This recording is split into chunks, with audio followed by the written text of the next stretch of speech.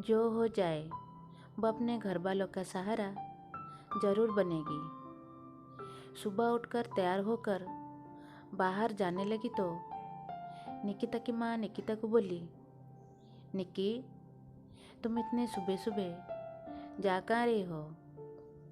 निकिता अपनी माँ को ये कैसे बोलेगी? वो आर्यन से मिलने जा रही है। ये बात सुनकर वो चुप रही।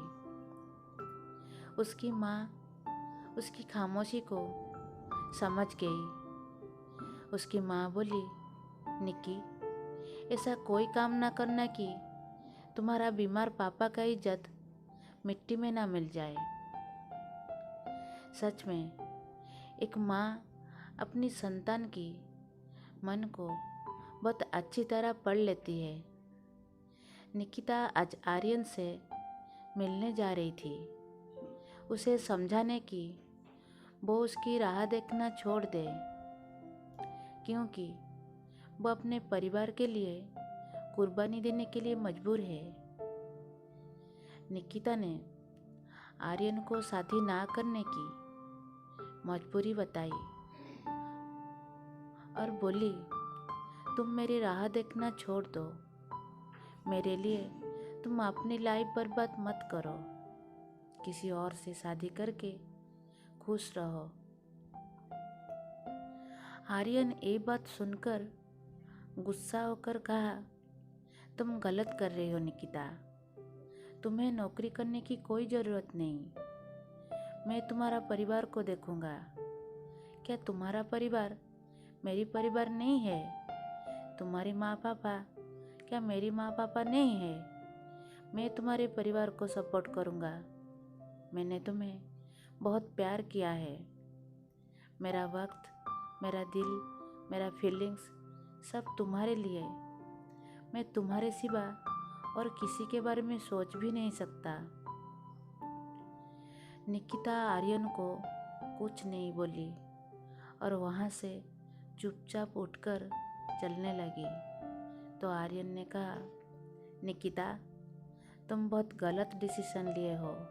याद रखना, ये पल गुजर गया तो और कभी नहीं आएगा। समय किसी का इंतजार नहीं करता। अपने घर वालों की खुशी के लिए निकिता ने अपनी इच्छाओं को दिल में दफन कर दिया। लगातार 18 साल तक उसने नौकरी की और घर वालों का सहारा बनती रही। सबने उसकी हंसता हुआ चेहरा देखा, मगर किसी ने भी उसकी दुखी दिल को नहीं देख सका। ऐसे ही सालों महीनों गुजरता रहा। निकिता यही सोचती रही कि एक दिन उसकी कुर्बानी जरूर रंग लाएगी। पढ़ाई पूरी होने के बाद बहन और भाई अपने घर चले गए। जब उनकी अपनी खुशहाली मिल गई तब मुड़कर भी ना देखा कि कोई बहन भी है जिसने उनके लिए 18 साल कुर्बानी दी है। निकिता की माँ बाबा इस दुनिया से चले गए थे। निकिता की भाभीयों ने उसे उसकी भाइयों से अलग कर दिए थे। वो निकिता से अलग रह रहे थे। छोटी बहन अपनी ससुराल चली गई थी और अकेली रह गई बेचारी निकिता। ऐसे ही सालों गुजरता गया। तब तक निकिता 40 साल की हो गई थी। ये जिंदगी भी कितनी अजीब है ना। सपनों के पीछे भागो तो अपने ही दूर हो जाते हैं और अपनों के पीछे भागो तो सपने ही पूरे नहीं हो पाते। फिर से उसकी ज़िंदगी में कुछ ऐसा मोड़ आया जो उसकी पास्ट थी फिर से उसके सामने आ गया। एक दिन आर्यन बोला था, ये पल गुजर गया तो फिर कभी नहीं आएगा। समय कभी किसी का इंतज़ार नहीं करता। निकिता बहुत अकेली थी। तभी एक दिन वो अपने दोस्त सीमा से मिलने चली गई। काफ़ी समय तक दोनों बातें किए। सीमा ने बताया कि आर्यन लंदन से लौट आया। फिर निकिता अपने घर वापस आई तो बीमार पड़ गई। उस समय निकिता को आर्यन का बहुत याद आया। शाम का वक्त था। अचानक दरवाजे पर दस्तक सुनाई दिया। निकिता बड़ी मुश्किल से दरवाजे तक गई और दरवाज़ा खोली तो उसके सामने वही इंसान था जिसने अतीत में उसे बहुत प्यार किया था।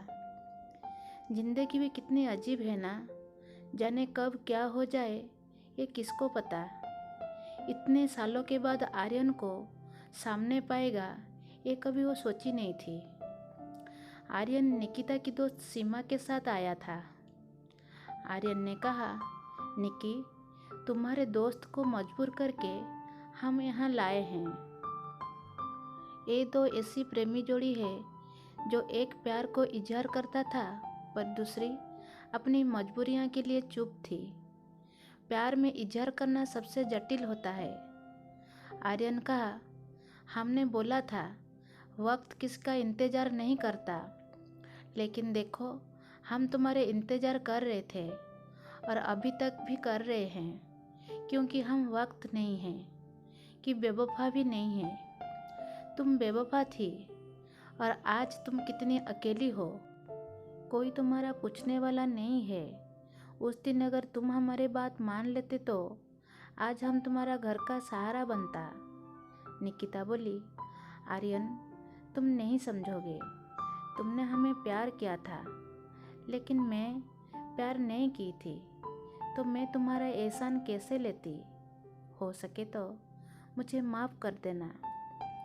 तुम्हें तो माफ़ी मिल जाएगी, मगर मुझे नहीं मिलेगा। जब तक मैं ज़िंदा हूँ मैं ज़िंदा नहीं रह पाऊँगा। पूरी दुनिया देख आया हूँ, पर अभी तक शादी नहीं किया। तुम मुझसे शादी कर लो। 18 साल पहले जिस इंसान का शादी का प्रपोजल को उसने ठुकरा दी थी, आज 18 साल के बाद फिर से वही इंसान उसको शादी का प्रपोजल देगा, ऐसा भी कुछ उसकी ज़िंदगी में होगा, उसने कभी सोची नहीं थी। ये सुन के निकिता की आंखों से आंसू निकल गई। सच बोले तो आर्यन से दूर होने के बाद ही प्यार क्या है निकिता को ये एहसास हुआ। वो मन ही मन आर्यन को बहुत मिस कर रही थी। निकिता बोली, उम्र बीत चुकी है, अब क्या शादी करके अच्छी लगूंगी। शादी का समय तो गुजर चुका है। सीमा हार नहीं मानी। ये बात सुनकर सीमा निकिता के पीछे ही पड़ गई। बहुत समझाने के बाद निकिता राजी हो गई। एक दिन प्यार में ऐसा भी कुछ पल आया, दोनों का प्यार असली प्यार में बदल गया। आखिर में वो दिन आ ही गया। निकिता की शादी आर्यन से हो गया। एक दिन निकिता आर्यन को कहा, तुम्हें एक बात पूछना था।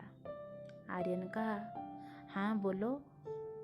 निकी ने कहा, मुझ जैसा आधी उम्र की लड़की से शादी करके तुम्हें क्या मिला। उसने मुस्कुराते हुए कहा, तुम्हें पा लिया मतलब सब पा लिया। मुझे अब किस चीज़ की ज़रूरत नहीं है, क्योंकि मेरे पास तुम जो हो। भंवर से निकलकर एक किनारा मिला है, जीने का फिर एक सहारा मिला है। बहुत कश्मकश में थी ये ज़िंदगी मेरी, अब इस ज़िंदगी में साथ तुम्हारा मिला है। आर्यन के मुंह से ये बात सुन के निकिता को मानो जैसे जन्नत ही मिल गई, जैसे दो तड़पती आत्मा आज एक हो गए। एक अधूरी प्रेम कहानी आज पूरी हो गई।